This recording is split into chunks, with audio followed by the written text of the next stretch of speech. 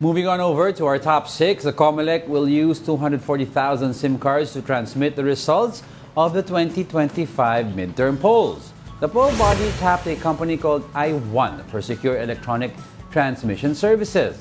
i1, in turn, is working with the country's 3 telcos to provide the SIM cards. 120,000 will come from Smart, and the remaining 120,000 will be split between Globe and Ditto.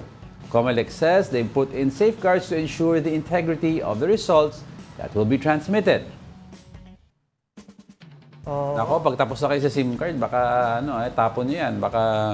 alamin natin ano ba yung procedure niyan, di ba? Hindi na registered. Ay, na-transmit, so para siyang broadband SIM card. Yes, hindi naman siya yung pang text-text na yan. Pero 240,000, malaki-laki yan.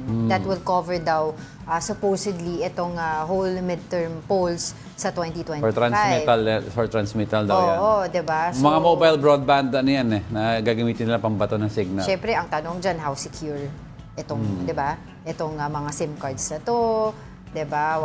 How, ang tawag dito, paano to protected sa mga pandaraya, etc. Tsaka yung integrity ng signal.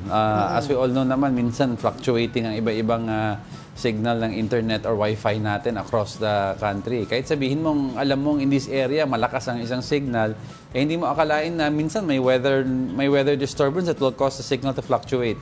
So, very important na yung, very secure and sound and mabilis ang internet natin para walang lag. Alam mo naman nangyayari pag may lag during election, sabihin may nadadaya na. Oo. Pero yun nga, no? So hopefully makausap natin yung mga taga-COMELEC dyan para mas ma-explain sa atin kung ano ba talagang gagawin dito, paano yung procedure nitong pag-procure nila ng 240,000 SIM cards na gagamitin nga sa 2025. Between Smart, Ditto, and Globe.